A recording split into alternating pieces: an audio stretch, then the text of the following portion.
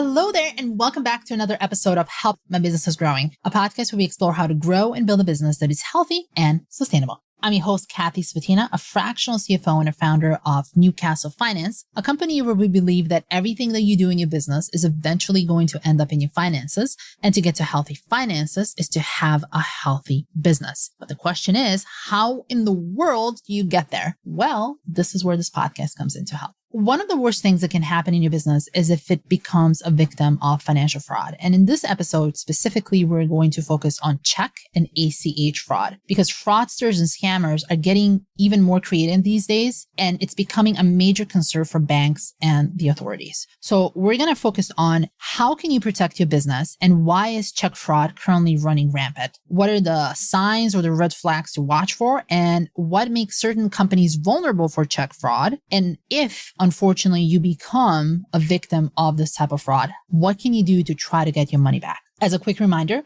all of the episodes on this podcast, including this one, come with timestamps for topics that we discuss, and each one has its own blog post. It is there for you to revisit the podcast episode should you want to scan through it, or if there's specific topics that you want to dive deeper and you actually want to go and read it. So it's there for you as a resource. Just go ahead and use it. You can find all the links and the detailed topics in this episode show notes. My guest today is Courtney Olson. She is the Senior Vice President and Managing Director of First Bank Chicago. And she is responsible for supporting the bank's growth and expansion through developing strong business relationships with the local marketplace. She utilizes her background in sales, lending, and deposits to assist clients and prospects in designing a holistic banking strategy. It is going to be a fabulous conversation, so please join us.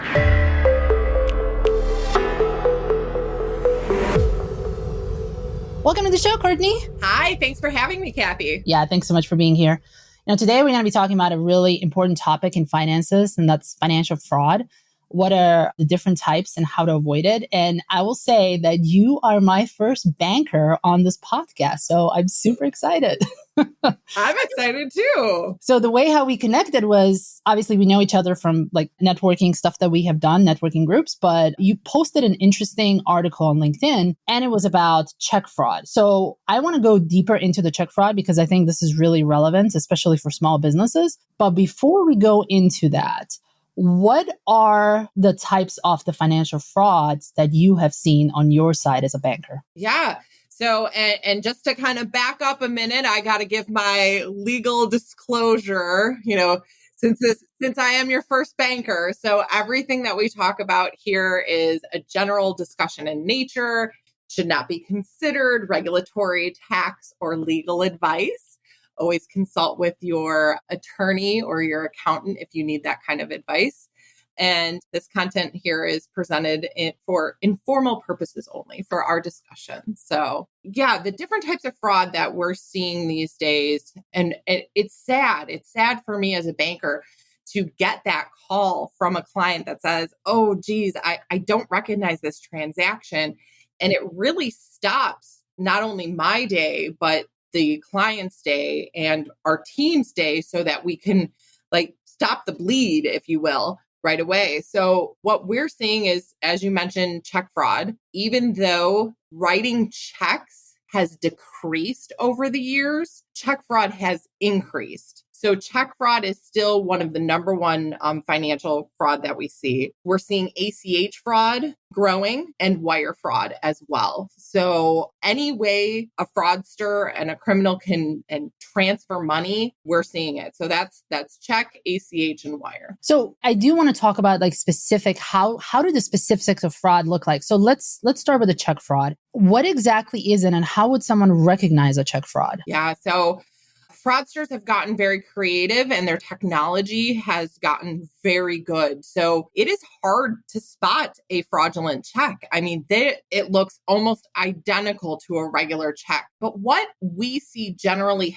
happens is a check is mailed. Every time I say this, I usually get a jaw drop reaction because I'll get a phone call from a client that says, you gave out my account number. And I remind them that on the bottom of their check is their account number and their routing number. So anytime, and this is consumers or businesses, anytime a check goes out, your account information is right there for the world to see. So what we see in the stories that we hear are that checks are still being mailed, and criminals go and break into even those blue mail bins that you see right out on the street. I moderated a panel for the Illinois Bankers Association a couple months back, and we had one of the postmasters from Chicago, from the U.S. Postal Service, the Chicago area, and he told some really sad stories about how the postmen, the delivery men, are being held up for their keys for those blue boxes. So, where we thought our poor postmen had to fight the elements, like they're fighting crime at this point. So a check is actually stolen out of the mail, and then the criminal can wash that check. So remove the ink that is on there, or they'll alter it. If it says the check is for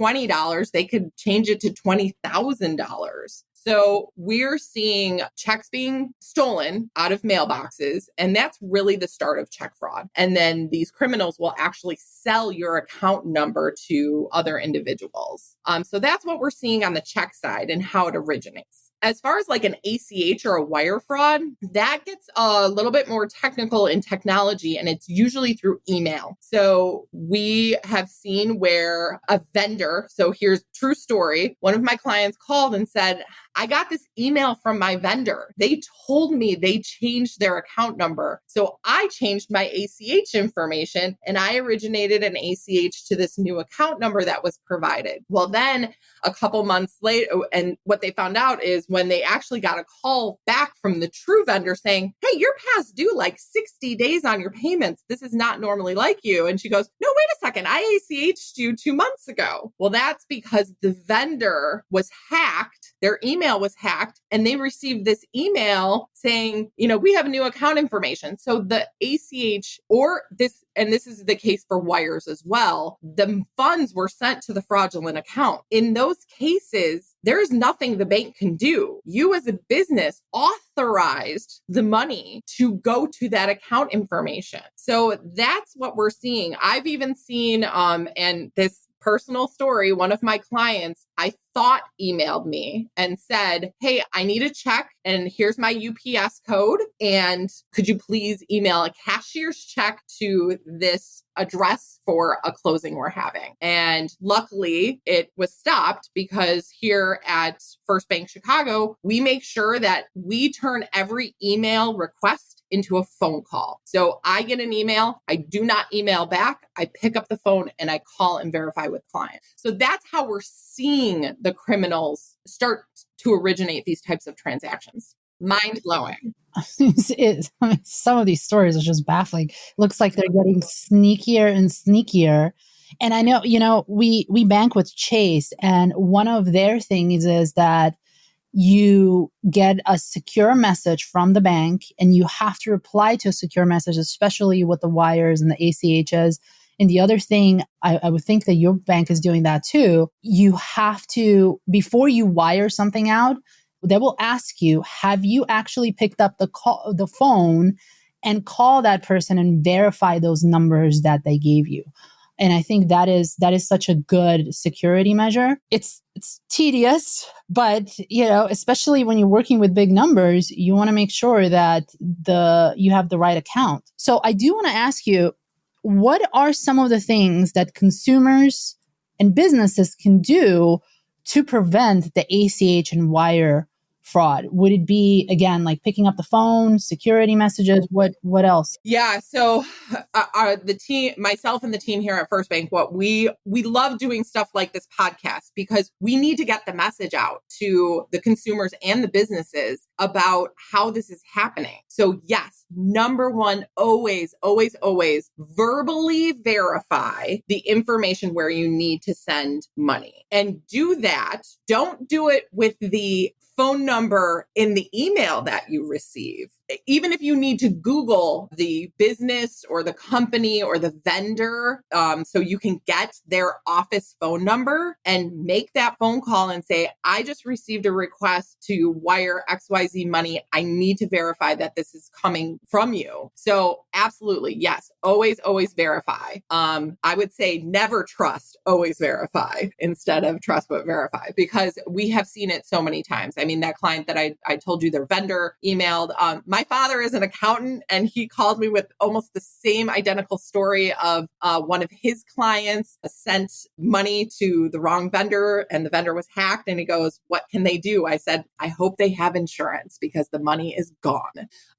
So absolutely, always verify that you're putting your account information into the correct site, into a secure site. So if the site is not secure, you could be liable for having your account number out there. One thing and to back up, so consumers and businesses actually have different standards that they're held to. So a consumer has 60 days to respond to once they see a fraudulent transaction. A business has 24 hours because they fall under the Uniform Commercial Code. So once that 24 hours is up, the liability and loss transfers from the bank to the business. So my tip number 2, besides verifying, is you need to watch your account as a business owner every single day. And whether that's your eyes on it, a employee's eyes on it, some sort of tool that you are using to monitor your account, like an alert tool or a positive pay tool, you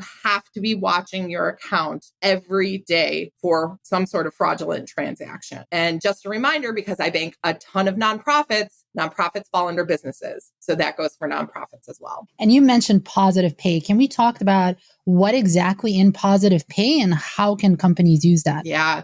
Positive pay is a great tool for catching fraud. And it's only available for businesses. And what it is every time you would do a check run or an ACH run, whenever you're making payments, you would create this file. That file then gets uploaded to the bank site. And then as transactions come in, they match up to that file. They'll match the amount, they'll match the check number, and they'll even match the payee. So in some cases, we will see checks or ACHs, where they just take the check and they'll wash the name off and then they'll go deposit it into a different named account. So positive pay can actually look at the payee on that check. So as the transactions come in, they match up. If one comes in and it doesn't match up with the file that you have uploaded, you or someone on your team, whoever you designate, will receive an alert. And that alert can either come via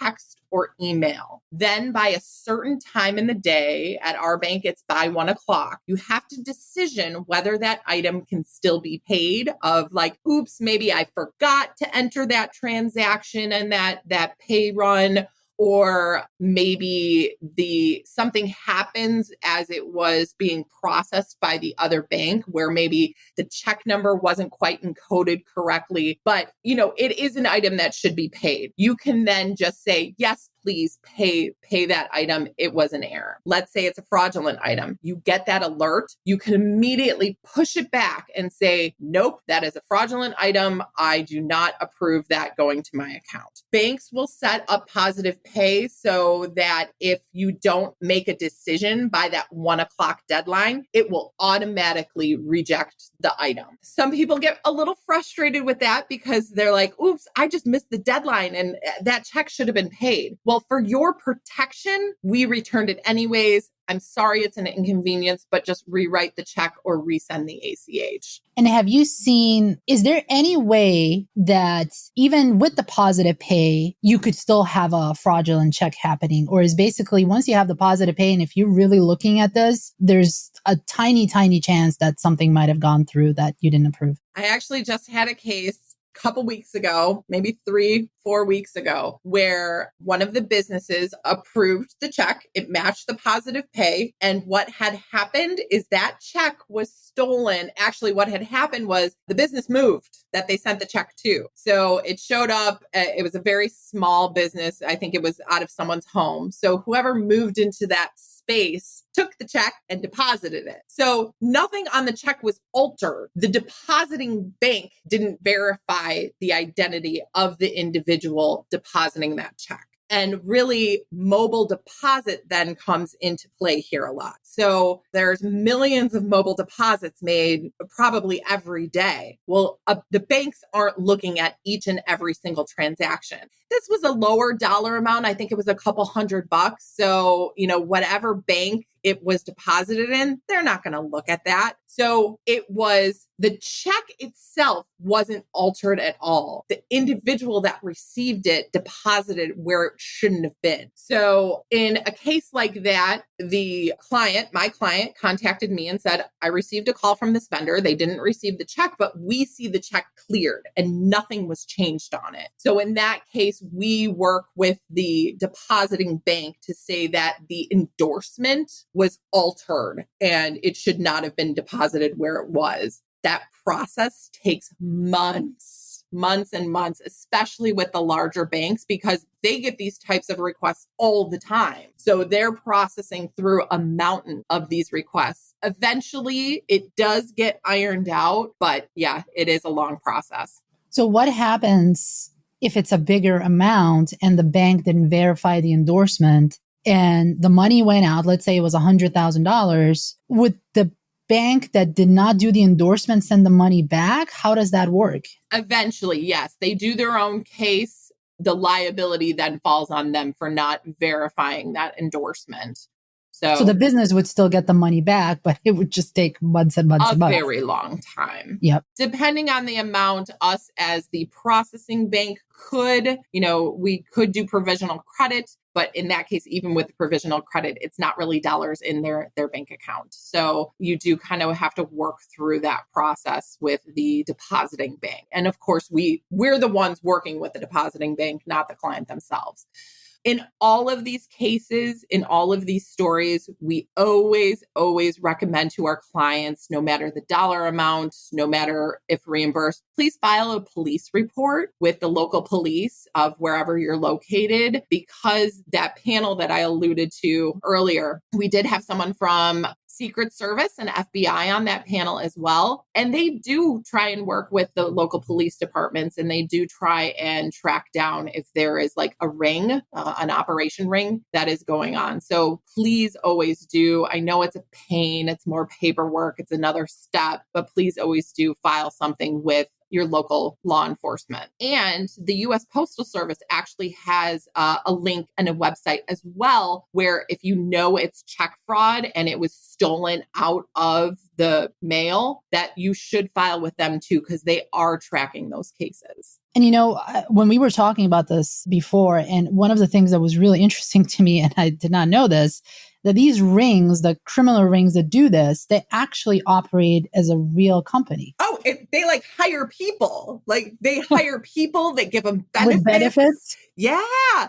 I found that out from that panel too. It was a very insightful panel. And yeah, it is run like a business. And unfortunately, I think, the people on the low rung that they hire, they don't know that they're doing anything illegal. Once you get to that middle or upper, maybe they could probably figure it out. But, this generation that's coming into the workforce, they're a little naive, and they have an open mind and an open heart to everyone. So it's you don't know what you don't know. And so unfortunately, yeah, they are hiring individuals right out of college or maybe community colleges that just don't know that they're doing something illegal. Sad. And they are based in the US, or are they based like outside of the US? They're all over the world. Wow. They're all over the world. I believe, again, back to that panel, they gave us a case of like a ring in Jamaica. So that just blew my mind.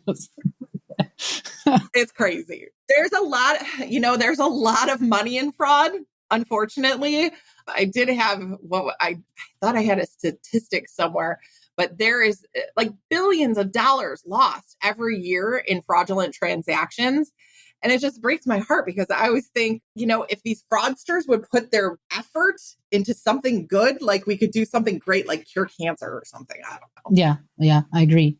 So if we go back into the check fraud, and to summarize it, to avoid the check fraud, really you do a couple of things. Set up your positive pay with a bank. And I would assume that most banks offer this type of service to the small businesses at this point. Yeah, most banks offer positive pay. You can have positive pay for just checks. You have positive pay for the ACH transactions.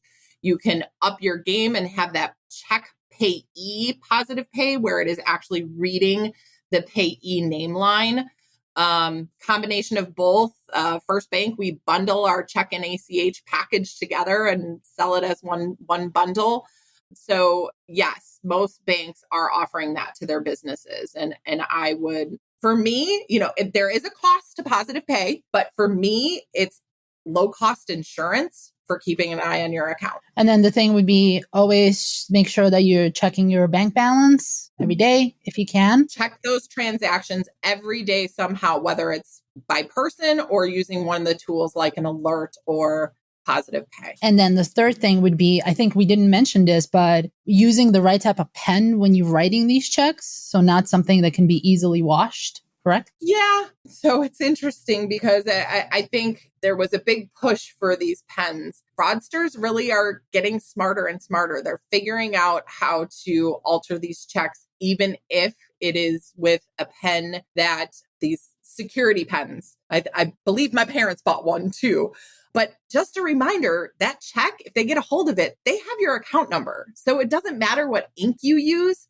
There's really sophisticated printers that they have, and they'll just recreate your checks. And, the consumer versus business, a business check is going to be more valuable to a fraudster because generally businesses have bigger balances in their accounts. So, and then they get really so they'll get the account number and then they'll start with small transactions that like you might kind of gloss over. And then once they know that they're in, they'll go for bigger and bigger and bigger transactions. And I think another thing that I have seen too is if they have a specific business that they like to steal checks from, you could set up a similar business. It would be like, I don't know, like Blue LLC, and it would be Blue C Corp or something like that. So it's very similar, but it's different. Correct. So where the name is super similar, very close to whatever the check that they stole, they'll go set it up, maybe an online bank or, there's a lot of online setups through the larger banks these days. So they'll set up a similar type of organization, corporation, similar name, deposit the check, get their money, and then they close the account out. Money's gone. They're definitely getting sophisticated with their stuff. Yeah. We talked about, the positive pay. We talked about checks with the positive pay, but how about ACH positive pay? How does that work? Same way. So you would do an ACH run if you're using ACH origination to pay your vendors. So you'll have that file that says, okay, I paid all of these people today, and then it'll come in and match. The other thing, so, a lot of businesses and consumers are paying like their electric bill or their gas bill, maybe rent is something that is done via ACH transaction that is originated from the third party and debiting your account. In that case, you can set up rules within your ACH positive pay where you say, okay, my electric bill for my office is usually around, I don't know, $1,000 a month. So I'm going to set my rule that ComEd can debit my account up to whatever it is, let's give them some room, 1,100. So that debit will go through without an issue, without an alert where you would have to say, no, that's okay to pay until it hits that upper threshold. And then once it hits that threshold, that same sort of alert would be generated. And you would have to make that decision of, oh gosh, it was, January and we had weather that was below whatever, or no, this is ComEd. So, it's the summer months when we have these drastic heat and I was running my AC and it cost me a little more that month. So you could let that go through. Could you also set the minimums too? Because we talked about that maybe the fraudsters are doing some minimum amount. So they would say, your bill is generally about $1,000 and they would push through about 100 or maybe 50. Sure. You could even set a peg amount of, I'm only paying this vendor $300 a month, period. It shouldn't be above that. It shouldn't be below that. So you can set those rules to be more general or more specific. Awesome. Courtney, this was a very insightful conversation, and I'm so glad we had this. I ask this question every guest that comes on this podcast, and we've talked about a lot of things here, and this is a very serious and potentially devastating topic to a small business. If someone doesn't have a positive pay and they're not really sure like what to do and like I don't even know like what to do at this point.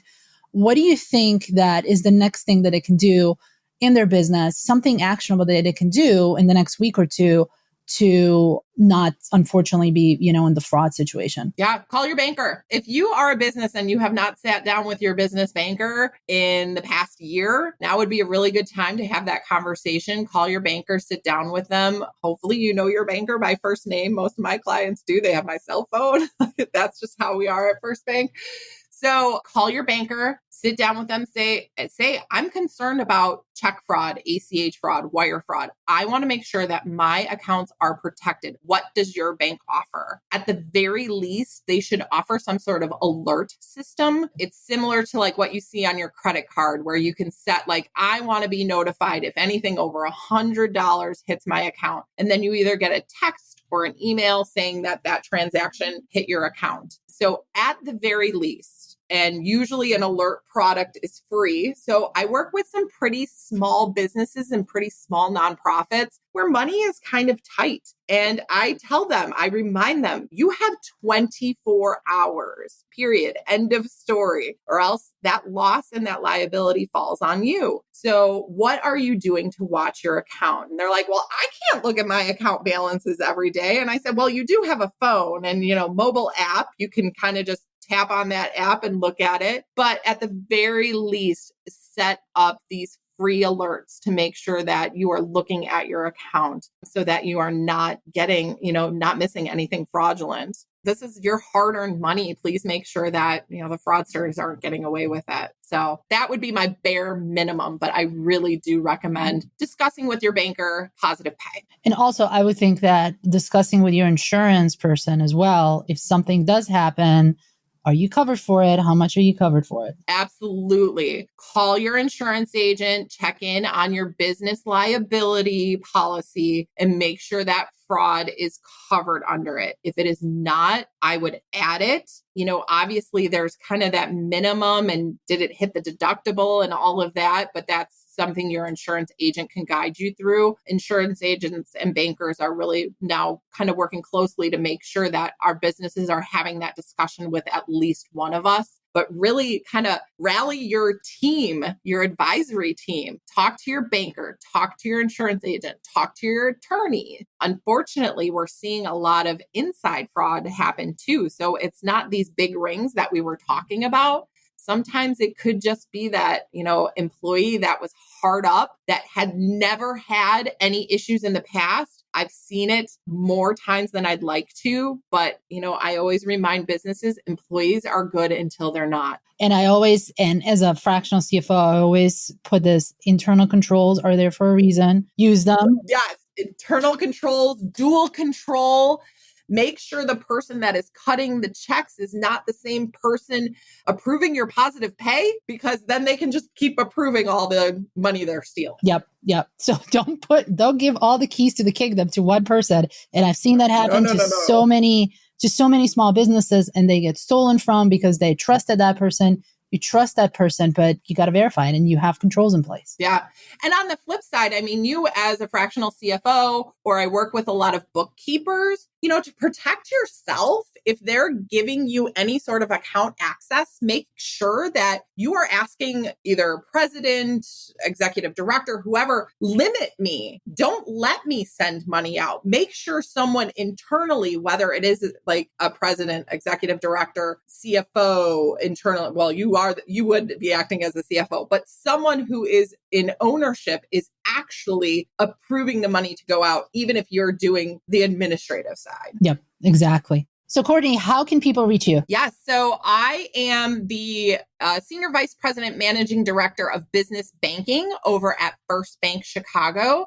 So you can reach me through emailing me, Olson, Olson, at firstbankchicago.com, or just go to the First Bank Chicago website and you can track down a fantastic team of bankers there. So feel free to reach out with any questions that you might have. That's so great. And we're going to have all of that in the show notes too. So if you're interested, go in the show notes. There's going to be all of the Courtney's contact information. Courtney, thank you so much. I really appreciate you being on the show. And it's been such a pleasure. Oh, thanks for having me, Kathy. It's been a lot of fun.